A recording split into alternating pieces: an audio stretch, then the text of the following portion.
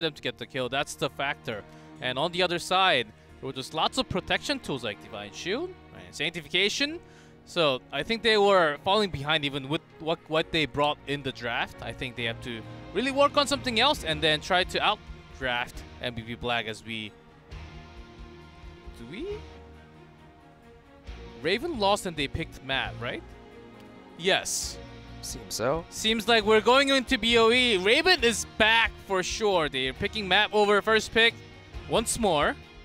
I really like it. We talked about this before we even went into the cast before, but I really dislike the general trend that Korean teams have to always prioritize first pick, because oftentimes, especially for the weaker teams, they don't really know what exactly to do with that first pick anyway. So I think it makes more sense for the losing team to take it to a map where either they're more confident or the opposition is not too confident on. And because MVP Black is very well known for being dominant on Battlefield of Eternity, I guess that this falls into this situation where we have to assume that Raven has some kind of cheese plan for this map. They have shown inklings of it before. They have played a lot of Tyrande plus another support on this map, so we might be seeing that, especially because Tyrande, she has been gaining a lot of interest within the scene. Ooh, at first pick, Garrosh. Seems like I think you're on the money rally. They're trying to, I think they're trying something here as Raven will again just pick double support from the beginning. Rehgar and Karazim. They really love Karazim on this map, don't they? I'm not sure why they do. I mean, you could easily make 3 or 4 good arguments that Karazim is effective on this map, but none of them would make so much sense for them to justify taking Rehgar Karazim in the first rotation. It's not like taking, I don't know, something like Ahri or Tassadar, which are very, very highly prioritized picks. It's Rehgar Karazim. Do you really want to take Rehgar Karazim in your first rotation on this map? I'm not sure. Yes, especially when there are greater priorities on... I would even agree with Greymane if it comes out along with a support, which is usually what the other teams do on the first rotations when you're second pick. With Garrosh, what are they planning here though? Some CC lock-ins. Oh wow! Triple warriors. Triple warrior. Is it going to be quadruple? I know Penta warrior. No. Okay. But this is it's a lot of tank and also sustains, lots of CCs, and once you're out positioned, you will be kidnapped for sure. Kidnapped to hell and back, really. Like, 2 of them can move you like halfway across the screen. I'm looking for some sick combo plays where Artanis and Garrosh together sort of throw a hero from this wall to your wall behind the outer fort. I don't know. Like, I think we have seen Triple Warrior only once in this entire phase in HGC Korea, if I'm not mistaken, and that didn't look to be that exciting of a game either. So I'm curious as to whether MVP Black think this is a viable counter to double support or a viable, you know, combination of heroes on this map, or if they're just sort of trolling and sort of threatening L5 that this might be the new good thing that they might pull out again on Sunday. Yes, I think that's the biggest match that's going to come up. L5 and Black will be happening on Sunday, but for now, Artanis, Garrosh, Arthas, I think they're also trying a tank choke here, really forcing Raven to pick Johanna once more, maybe. They could pick 2 more supports. Guess not.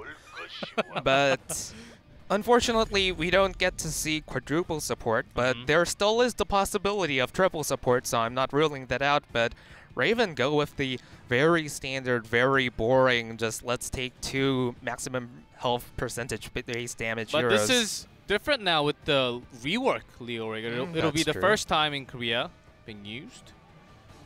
Might be interesting. I would like Raven to round out that draft with something like Malthael. I don't know. Would be pretty fun to see. Would also make a lot of sense. Let's see what happens, though. MVP Black, I mean, given the 3 picks that we see on screen right now, it's difficult to expect or predict any picks. Oh wow, Stukov. And Li Ming. To have lots of healing as a solo support onto multiple targets, I think Stukov is actually a very good support in terms of, because Garrosh, Arthas, also Artanis has pretty big HP pool. And bringing Li Ming as a solo DPS, how do you follow this rally? I would be very critical of it if it hadn't been resets probably playing that Li Ming, but in general, I'm somewhat confident that with the caliber of play that he brings to the table always on Li Ming, like, it's always just a matter of getting one reset, right? And that's right. A lot of teams have told me, and I think it's pretty evident that if you have to have a solo DPS without something like a double support backing you up, then it's actually very smart to just pick Li Ming and just set up that reset so that she can provide all the damage in a certain team fight that you need.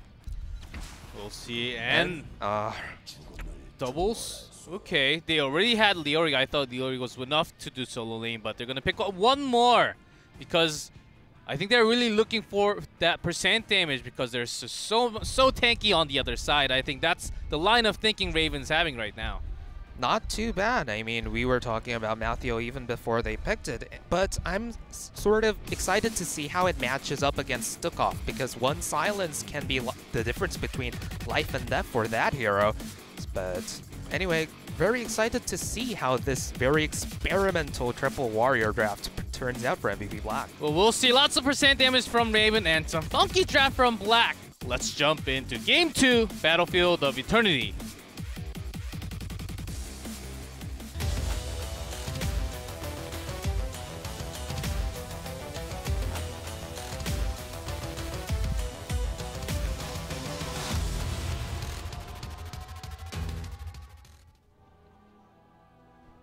In blue, Raven, Darvish on Karazim, Hamlin on Martial, NMX on Tychus, DeYoung on Leoric, and Chum on Rehgar.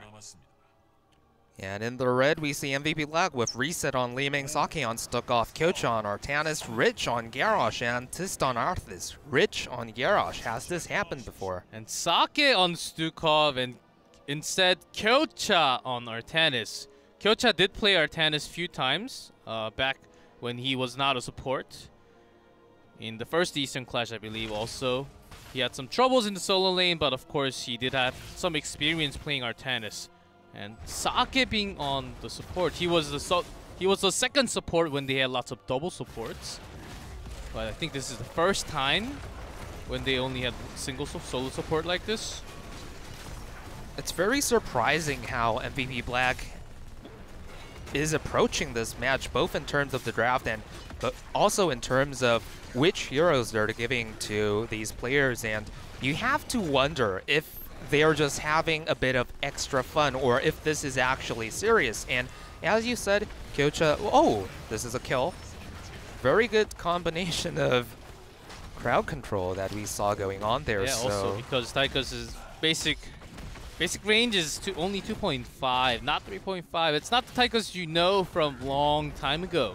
So once you want to go in, even if you're in the wall, you have to be careful when there's a Garrosh like that. So much displacement. This triple warrior idea seems to have a lot of potential. I mean, obviously it could be except MVP for Black. this. Oh yeah, except for unfortunate solo kill. Well, not solo kill, but a death in the solo lane happening there. But overall, like, I guess like you could say that this is partly MVP Black being MVP Black and Raven being Raven, but the displacements that we've been seeing is real, and you have to wonder what kind of extra craziness could happen when Artanis' swaps get added into that mix. Oh, let's see. Kyoja died on top, but seems like the Immortal is doing more damage compared to everything else. Sake, that silence will be a big tool, especially when there are lots of skills on the other side to do percent damage. But Martial wants to come in. If he's silenced, then I don't think he can sustain himself as much. Of course, Raven does have double support, but they will need to have perfect ancestral healing time if Martial wants to do some action in the back line. And something that we have seen in the last game and are also seeing this game is the lack of crowd control on No Raven's escape. side. Great pick onto Rehgar again. But again, the disparity in crowd control between the two compositions is astounding, and it looks like Raven are going to have going to lose the early game again, or at least give up the first lead. So it's going to be a very difficult uphill battle for Raven because they don't even have... Okay, so I guess they do have Entomb when that comes online. Assuming that they want it. I don't think you want to take Entomb against this comp even, right? You want to take March of the Black King. I think we will actually see March of the Black King. It changed a little, and I think it's a lot better tool to actually sustain and also to zone the enemy when there are so many tanks on the other side. Well, let's see. It's solo tank Leoric for Raven, and he may go down once more if he does not really complete that walk. So if Leoric takes Entomb, then basically outside of a possible 7-sided strike, your composition has no crowd control, no burst damage. How are you going to take down 3 warriors? I'm not convinced yet. We'll see. They do have some percent damage, but those percent damage needs to be focused in. They cannot get picked off like that. First kill onto Rehgar, and they're onto the chase. De Jong gets very low, and the Max the second one to be dead. Hellman just joins the fight. Seems like it's too late. Reset Reset gets just super resets excited. over, Oh! he gets a reset. His excitement All was cues justified. land on the target. There's the swap Oh! coming up from Kyocha, and the toss. This is the wipe. This is wrecked. This is classic MVP Black more than anything else. Wow. Well, that was fun. Savage. So we can sort of expect MVP Black to take Syndragosa and end the game with the second Immortal, right? Because that's what always happens. This is deja vu at this point. Oh my. Well, that was fun. Not just fun, there was some Impressive as well. impressive actions, like individual skill shots coming out from MVP Black, just dominating that keep wall there. Whew. I'm appreciating how comfortable Rich... They even pinged it. They're having fun. I'm pretty sure Reset just asked for that. Oh my. Let's see. Didn't get the keep down yet, and we're only 5 minutes into the game, but seems like the level difference is getting bigger and bigger as we have MVP Black soon reaching 9, soon level 10. If they take the fort down, they will. There's a first toss on the NMX. There's a focus. Rich is also very low, but doesn't have the armor available. He goes down. That's a 1-1 trade. Chum dives in for the damage, but he does not get the kill. Then he will be dead.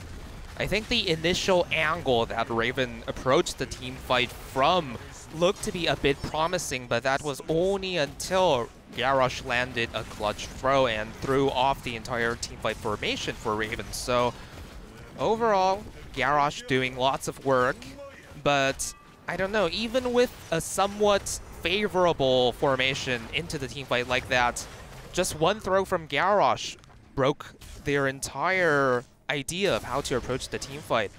And, you know, with so much displacement on MVP Black's side and zero crowd control, as we've been seeing on Raven's side, I don't know how they're going to, you know, turn things around in this game. I think it really starts off from the beginning of the draft. Picking up double support without much CC has been really hurting them. Not just in this series, in the old series also. Ooh, looking into that party bush. As in the just for the halftime. And Raven, they actually went top to check on something. Got nothing out of it. Ooh, good plans coming out from Jones.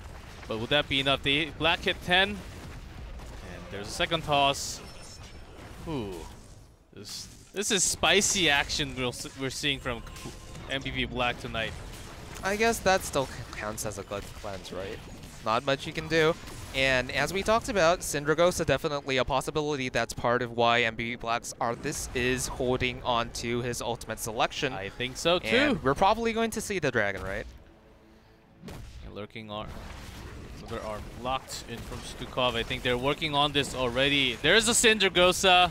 It's happening. And I'm sure a lot of the Hearthstone players will also be excited to see Syndragosa coming in action. Once this fort is down, I think they will just start using it on from the wall, and they will just straight march into the core. Just lining up. Here we go. And Syndra goes Raven off. actually, Raven racing for the core on the other side. Oh, they hearts back, never mind. I mean, I think they had the right idea. They really want to hit 10 and the keep is going down no matter what, so they absolutely need their heroics if they want to make a defense for it right now, because MVP Black with a still mostly shielded Immortal is going to make a core rush. We see the team fight going down now. There's Odin on the other side. Silence, not really landing too much. There's a big taunt, but not too much damage diving in. Hamlin's now diving in. Rich is close to being dead. He's the first one to get picked off. Odin was doing just free damage from the sideline. That was a big one. And Dion getting swapped. Ancestral does not connect. Now this is the time for MVP Black to turn this around.